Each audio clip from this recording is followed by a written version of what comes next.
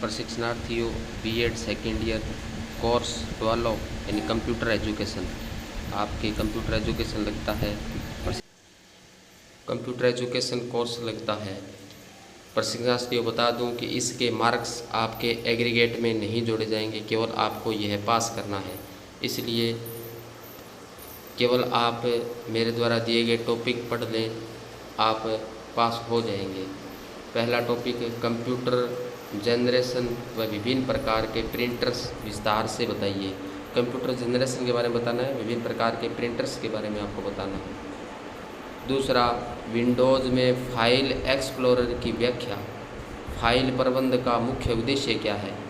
Windows में file explorer की व्याख्या करनी है और फाइल प्रबंधक का मुख्य उद्देश्य आपको पढ़ने हैं। दोनों पे आपको शॉर्ट रूप में पढ़ना है। तीसरा, फुटनोट एवं एंड नोट में अंतर, यानी फुटनोट और एंड नोट में अंतर क्या होता है, केवल दोनों का अंतर पढ़ना है आपको। एमएस एक्सेल में रिलेटिव सेल रेफरेंसिंग और एब्सोल्यूट सेल से आप क्या समझते हैं, यानी एक्सेल के अंतर्गत रिलेटिव सेल और रेफरेंसिंग और एब्सोल्यूट सेल उसको समझाना है आपको, यानी इन दोनों को आपको पढ़ना है कि क्या है, किस प्रकार कार्य करती है।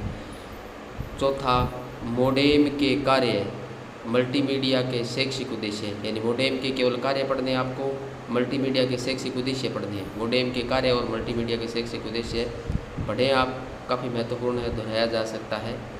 पाँचवा, कंप्यूटर प्रबंधित निर्देश की अवधारणा व शिक्षा प्रणाली पर आईटी और कंप्यूटर की भूमिका, यानी कंप्यूटर प्रबंधित निर्देश की अवधारणा और इसके कार्य प्रणाली के बारे में आपको पढ़ना है।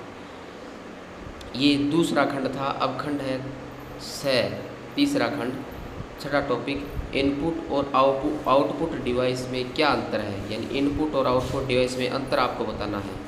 5 इनपुट और आउटपुट डिवाइस के बारे में समझाइए। कोई भी 5 इनपुट और आउटपुट डिवाइस के बारे में आपको बताना है, भी कौन कौन से हैं, नाम लिखने हैं, उसको किस प्रकार उनकी कार्यप्रणाली रहती है। 7वां, प्रिंटर क्या है, इसके प्रकार, विंडोज़ एसेसरीज क्या है, किन्हीं 2 विंडोज़ एसेसरीज की व्याख्या कीजिए। प्रिंटर के बारे में बताना है क्या होता है, इसके प्रकारों के बारे में बताता है कितने प्रकार के प्रिंटर होते हैं। विंडोज़ एसेसरीज क्या है उसके बारे में आपको बताना है, और किन्हीं 2 विंडोज़ एसेसरीज की व्याख्या करनी है आपको।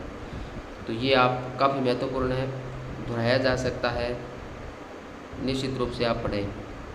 8वां, एमएस पावर पॉइंट में स्लाइड बनाने के लिए कदम व एमएस पावर पॉइंट के विभिन्न उपयोग तथा शिक्षा प्रणाली में कंप्यूटर पर नोट लिखिए, यानी एमएस पावर पॉइंट में स्लाइड बनाने के लिए क्या क्या कदम उठाए जाने चाहिए, एमएस पावर पॉइंट के विभिन्न उपयोग क्या है, यानी एमएस पावर पॉइंट के केवल उपयोग पढ़ने हैं आपको, और शिक्षा प्रणाली में कंप्यूटर पर नोट लिखना है, जैसे पुस्तकालय प्रबंधन और स्कूल प्रबंधन, यानी पुस्तकालय प्रबंधन पर लिखना है और स्कूल प्रबंधन पर लिखना है। तो इस प्रकार आप इन प्रश्न को पढ़ें, दोहराए जा सकते हैं, काफ़ी महत्वपूर्ण है।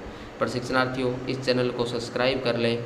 बीएड से संबंधित जानकारी, एजुकेशन से संबंधित अन्य जानकारियाँ, कोई भी कोर्सेज के अंतर्गत यदि आप एडमिशन लेना चाहते हैं तो कहाँ से करें, किस प्रकार करें, तो तमाम जानकारियाँ आपको इस प्लेटफॉर्म यानी इस चैनल के माध्यम से समय समय पर उपलब्ध होती रहेगी। इसलिए आप इसको सब्सक्राइब करें, बेल आइकन दबाएं ताकि आपको आने वाले वीडियो के नोटिफिकेशन मिलते रहें।